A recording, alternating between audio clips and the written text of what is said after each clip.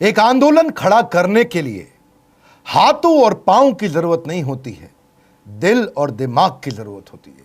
You don't need hands and legs to drive your organization, you need head and heart to drive your organization.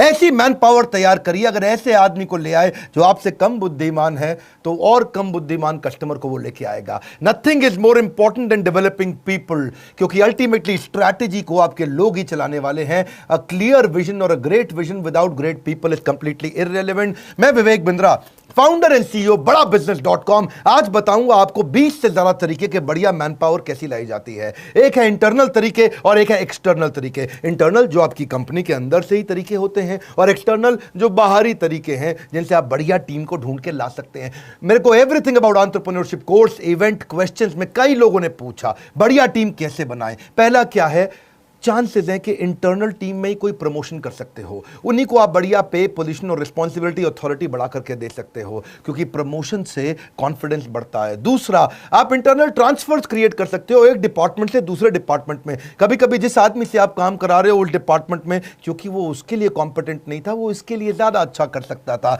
आप retired employees भी लेकर के आ सकते हो जो चले गए थे, या दूसरी कंपनी के कॉम्पिटिटर के रिटायर्ड एम्प्लॉयज को ढूंढ सकते हो, या अपनी कंपनी के रिटायर्ड, मारुति ऐसा बहुत करती है। उनको लगता है जिसने हमारी कंपनी में 30 साल काम कर लिया, अब अगर उसे कोई और लेके चला गया ना तो हमारे राज जाके खोल देगा वहां, इसलिए अपने रिटायर्ड एम्प्लॉयज को वो ले आते हैं वापस जाकर के। See, you need to have collaborative hiring process. Steve Jobs कहते थे कोलैबोरेटिव मतलब मिली जुली अंदर पूरी टीम के साथ में। एक और तरीका क्या है, अपग्रेड कर दें, कुछ लोगों को अपग्रेड कर दें, उसकी डेजिग्नेशन ना बढ़ाएं लेकिन उसकी रिस्पॉन्सिबिलिटी बढ़ा दें और उसका थोड़ा तनख्वाह भी बढ़ा दें, अथॉरिटी बढ़ाए बिना। देखिए, recruitment should be viewed as the most important, as important as sales, highly critical। आपके लिए सेल्स इंपॉर्टेंट है, उतना ही इंपॉर्टेंट है बढ़िया मैन पावर लेकर के आना। जितना पैसा इंपॉर्टेंट है उतना ही मैन पावर, क्योंकि acquiring the right talent is the most important key for growth. Hiring was, hiring is and hiring will be the most important part. मेरी अपनी ऑर्गेनाइजेशन में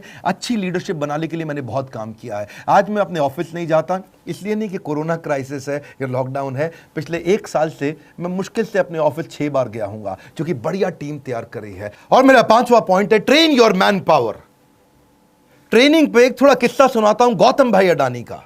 गौतम भाई अडानी गुजराती सब जानते हैं। एक बार उसकी कंपनी में हेजिंग की गलती हो जाने के कारण टाइमली ना करने से 50 करोड़ का नुकसान कर दिया एक सीनियर एम्प्लॉय ने। सीईओ बहुत नाराज हो गया था, इसने 50 करोड़ का नुकसान कर दिया, वो उसको निकालने की तैयारी कर चुका था।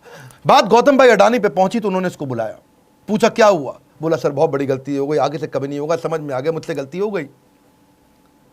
गौतम भाई अडानी ने अपने सीईओ को बोला इसको नहीं निकालना। सीईओ हैरान, सर 50 करोड़ का नुकसान किया इसने, कैसे नहीं निकालना। अडानी बोले अब तुम इसको निकालोगे, कहीं ना कहीं तो ये ज्वाइन करेगा। गलती इसको समझ में आ गई, ये सीख चुका है, मेरी गलती का फायदा कोई और कैसे उठा ले। It was not a business loss, it was his training cost. Gautam भाई अडानी का वो डिसीजन, उस एम्प्लॉय को ना निकालना, व्यापार जगत में बहुत अप्रिशिएट किया गया कि एम्प्लॉय अपनी गलतियों से भी ट्रेन होता है, सीखता है और आगे और एसेट बिल्ड करता है। और ऐसे ही एम्प्लॉयज आगे चल के आपके लिए और एम्प्लॉयज लेके आते हैं, जो है मेरा 6ठा पॉइंट, एम्प्लॉय रेफरल। मेरी वीडियो टीम के अंदर, एनिमेशन की टीम के अंदर, पोस्ट प्रोडक्शन की टीम के अंदर ज्यादातर सारे एम्प्लॉय रेफरल से आए हैं। किसी ने किसी का रेफरेंस दिया और वो आया, किसी ने किसी का अंदर के ही लोगों ने रेफरेंस दे दे करके बाहर के लोगों को हायर किया। ये मेरे पीछे कैमरामैन दीपक आज मुझको बताया कि हमारे पुराने एडिटर विशाल विष्णु के रेफरेंस से आया था। हमारे यहां टीम भी ऐसी, क्योंकि happy employees will bring more employees. 7वां तरीका, इंटरनल एडवर्टीजमेंट। अगर आपकी कंपनी बड़ी है और आपने एडवर्टीजमेंट निकाल दिया तो किसी डिपार्टमेंट से कोई डिपार्टमेंट में वो लोग ज्वाइन कर जाते हैं। ये मैंने मारुति से सीखा था, वो लोग इंटरनल प्रमोशन के, इंटरनल एडवर्टीजमेंट के तरीके निकालते थे, हमने भी ऐसा किया। हमारे सेल्स में एक लड़का हुआ करता था राहुल, वो ठीक ठाक काम करता था, लेकिन जिस दिन इवेंट्स, जो हमारे फिजिकल इवेंट होते हैं, उसकी एड निकली तो उसने सेल्स से निकल करके यहां अप्लाई किया जॉब इंटर डिपार्टमेंट, और वैसे ही इंटरव्यू हुआ जैसे फ्रेश हायरिंग का इंटरव्यू होता है, उसको सिलेक्ट कर लिया गया। जब से वो इवेंट्स में आया बहुत अच्छा काम करने लगा। Smartest business decisions you can make is to hire qualified people. बढ़िया आदमी को लेके आना आपके बिजनेस का सबसे अच्छा डिसीजन होता है। याद रखिए, सस्ता आदमी बाद में ज्यादा महंगा पड़ता है, वो कॉस्टली पड़ता है, डिसरप्टिव पड़ता है और टाइम बहुत वेस्ट कर जाता है। इसीलिए ये सबसे महंगी गलती होती है गलत आदमी को लाना। रिक्रूटमेंट मुश्किल है, मैं मानता हूं, ये इतनी मुश्किल है कि जैसे खेत के अंदर सुई ढूंढना। खेत में सुई कैसे ढूंढोगे, क्योंकि ये है इतना इंपॉर्टेंट काम।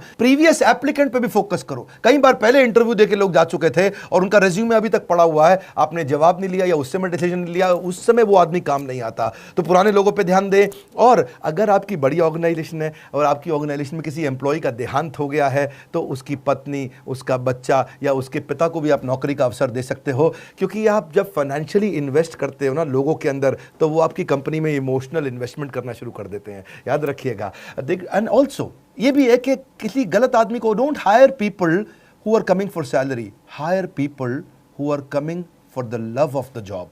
ऐसे लोग जो काम को प्रेम करते हो। फिर आप कुछ ट्रेनीज भी लेके आ सकते हो, मैनेजमेंट ट्रेनी, उनको ही एब्जॉर्ब कर लो, क्योंकि मैनेजमेंट ट्रेनी भी क्या है, अगर आपने the competition to hire will going to increase.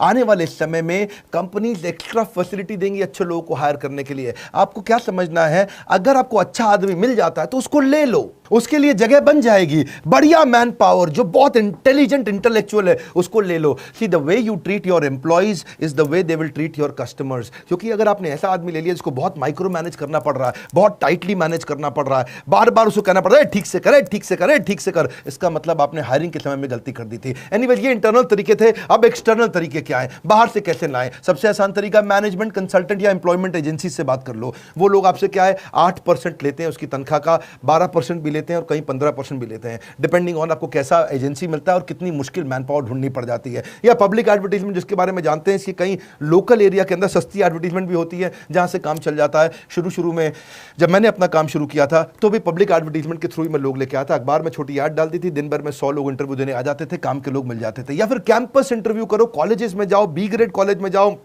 वहां से आप बी ग्रेड कॉलेज का ए ग्रेड आदमी उठा के ले आओ, सस्ता पड़ता है आपको। ए ग्रेड कॉलेज से बी ग्रेड आदमी लेना भी महंगा पड़ता है, यानी कि आईएम में जाओगे वहां पे ए ग्रेड कॉलेज तो है लेकिन उनका बी ग्रेड आदमी भी बहुत महंगा पड़ेगा। आप किसी बी ग्रेड कॉलेज में जाओ, उनका ए ग्रेड आदमी लेके आओ, आपको सस्ता मिल जाएगा। ढूंढिए इस तरह से। आप कैरेक्टर को हायर करो, स्किल उसको अपने आप ट्रेन कर दोगे। एटीट्यूड को हायर करो, एक्सपीरियंस आप उसको अपने आप दे दोगे। बढ़िया आदमी मिल जाए तो उसको ले लो। प्रोफेशनल एसोसिएशंस में जाओ, बहुत सारी इंडियन मेडिकल एसोसिएशन भी हायरिंग कराने में मदद करती है, इंस्टीट्यूट ऑफ इंजीनियर्स भी है और कई ऐसी प्रोफेशनल एसोसिएशंस हैं जहां पे कहीं ना कहीं उनके पास रेज्यूमेज रहते हैं। हेड हंटिंग बड़ा अच्छा तरीका है, पांचवा तरीका, यानी कि अपने कंपटीशन को देखो। अगर कोई बड़ा कॉम्पिटिटर है आपका तो वहां की हेड हंटिंग करा लो, पोचिंग करा लो। आपको समझ में आया कि मुझे फलाना कंपनी फ्लिपकार्ट का प्रोडक्ट हेड चाहिए, तो आप अपने एचआर हेड को समझा दो कि ढूंढ ढांड के इसके रिज्यूमे लिंक्डइन से वहाँ पहुँच और केवल उसको फ़ोन कर, मुझको वही आदमी चाहिए। देखिए एक बात समझिए, बढ़िया तनख्वाह बढ़िया आदमी के लिए देनी पड़ जाती है आपको अगर आपको हेड हंटिंग करानी है। I don't pay good wages because I have lot of money. सुनिए मेरी बात को, मैं ज़्यादा तनख्वाह इसलिए नहीं देता क्योंकि मेरे पास पैसा ज़्यादा है, मेरे पास आज ज़्यादा पैसा इसलिए है क्योंकि मैंने ज़्यादा तनख्वाहें दी थी। इसका अर्थ क्या हुआ, अच्छे आदमी को अच्छी तनख्वाह दोगे वो आपको कमा करके देगा। ऐसा नहीं है कि आपके पास पैसा ज्यादा इसलिए ज्यादा तनख्वाह देते हो। देखिए अगर आप मूंगफली खिलाओगे तो बंदर अपने आप आ जाएंगे। रिक्रूटमेंट एक मार्केटिंग है, ये एक तरीका है। जैसे सेल्स एक मार्केटिंग होती है, ऐसे ही हायरिंग भी एक मार्केटिंग होती है। आपको अपनी कंपनी की तारीफ करनी पड़ती है, समझाना पड़ता है कितनी जबरदस्त ऑर्गेनाइजेशन है। अगर आप एचआर में हैं और आप मार्केटिंग की तरह नहीं सोचते हैं, सेल्स की तरह नहीं सोचते हैं, तो आप गलत प्रोफेशन के अंदर चले गए हैं। लेबर यूनियन भी वैसे छठा तरीका है जहां से आप हायरिंग कर सकते हो। नेपोटिज्म आजकल बहुत चलता है, अपने ही परिवार से लेकर के आओ। जैसे वो यादव परिवार है हमारे यूपी में, वहाँ सबके सब लोग इलेक्शन लड़ते हैं, वहाँ सबके सब आते हैं क्योंकि पूरा परिवार उनका फैल गया है। ऐसे ही फैमिली रन बिजनेस के अंदर भी होता है कि आप अपने ही परिवार में से कोई काम का आदमी ढूंढ करके उसको आगे बढ़ाते हो। Casual collar walk in outside the office advertisement भी चलता है। जैसे अपने ऑफिस के जस्ट बाहर कुछ एडवर्टीजमेंट पोस्टर वगैरह लगा दिए। कुछ कॉल सेंटर्स में मैं देखता हूं अपने ऑफिस के बाहर बड़ा बोर्ड हमेशा लगा रहता है, यानी कि हर दिन कोई ना कोई कैजुअल कॉलर या वॉक इन आता रहता है, अपना सीवी देता रहता है और इंटरव्यू चलता ही रहता है। सोशल मीडिया और ई रिक्रूटमेंट पे कई बार मैंने देखा कुछ ऑर्गेनाइजेशन ध्यान नहीं देती हैं। अपने वेबसाइट पे करियर का क्लियर ऑप्शन दीजिए और सोशल मीडिया में बार बार बताइए, उससे आपको ई स्क्रीनिंग और ई रिक्रूटमेंट अच्छा तरीका है। फिर एक तरीका क्या है, एक्विजिशन एंड मर्जर। कोई अगर आपको ऐसी कंपनी दिख रही है जो कंटेंट बढ़िया बनाती है और आपको वहां के कुछ कंटेंट डेवलपर चाहिए, उसकी जगह कंपनी के मालिक से बात करिए, तेरी कंपनी में कितने आदमी हैं? बोले मेरी कंपनी में 25 आदमी हैं, मुझे सारे 25 आदमी दे दे, अपनी कंपनी बेच दे, मैं इनसे सबसे काम करा लूँगा। तो 25 के 25 आदमी पूरे इंटेलिजेंट, पूरे ट्रेंड आपको मिल गए। आपने उसकी एक मुश्त उसकी कंपनी के नाम पे ये पैसा दिया, रेडीमेड आपका काम हाई स्पीड पर चला गया। ये तब काम आता है जब बहुत बड़ी हायरिंग करनी हो, बड़ा नंबर चाहिए और आपको स्पीड और ग्रोथ के लिए पैसा हो लेकिन टाइम बिल्कुल ना हो। याद रखिए, great people are company's greatest asset. बढ़िया लोग लेकर के आइए। एम्प्लॉयमेंट एक्सचेंज भी पुराने तरीके हैं, अब चलता है नहीं चलता आपको चेक करना पड़ेगा। But when you are hiring, you are not just recruiting employees, you are sowing the seed of reputation. यही एम्प्लॉय आपकी ऑर्गेनाइजेशन की रेपुटेशन बनाती है। आप एक बीज बोने का प्रयास कर रहे हो। बहुत सारे ऐसे भी लोग हैं जो वेटिंग लिस्ट में आपके थे, पुराने थे पड़े हुए, पर आप भूल गए, आपने ध्यान नहीं दिया। अपने रेज्यूमेस की वेटिंग लिस्ट भी निकालो बाहर, हो सकता है उसमें भी कोई सिलेक्टेड कैंडिडेट आपको पसंद आएगा। मैंने इंटरनल की बात भी करी, एक्सटर्नल की बात भी करी। एक में 10 बताए, एक में 12 बताए। फायदे नुकसान समझ लीजिए। देखिए, इंटरनल मेथड में क्या है, आप अगर अपनी कंपनी के अंदर से लेते हो तो लोग बहुत मोटिवेटेड रहते हैं, उनकी लॉयल्टी और बढ़ जाती है। अरे लाला जी हम लोग को प्रमोट कर रहे हैं, ये नहीं कि बाहर से लेकर आ रहे हैं। अच्छा लगता है उनको। ये थोड़ा क्विक भी है और कॉस्ट इफेक्टिव भी है, महंगा नहीं पड़ता है, सिंपल प्रोसेस है, रिलायबल है। लेकिन इंटरनल में नुकसान भी है छोटा सा, आप बढ़िया फ्रेश टैलेंट नहीं ला पाते। आपको कई बार फेवरेटिज्म देना पड़ता है। अरे ये तो हमारी जाति का है, इसको लगा देते आगे, हा हा हा। ये क्या, कई बार फेवरेटिज्म भी आ जाता है। और लिमिटेड स्कोप भी होता है, क्योंकि आपके पास वही 10 लोग हैं, उन्हीं में से आपको लेना है। बाहर से कई बार कॉन्फ्लिक्ट भी हो जाता है। आपने 10 में से एक को बढ़ाया तो बाकी 9 खुंदक खा गए। लाला जी का कुछ चक्कर है इसके साथ में, तो ये बड़ा गड़बड़ रहता है।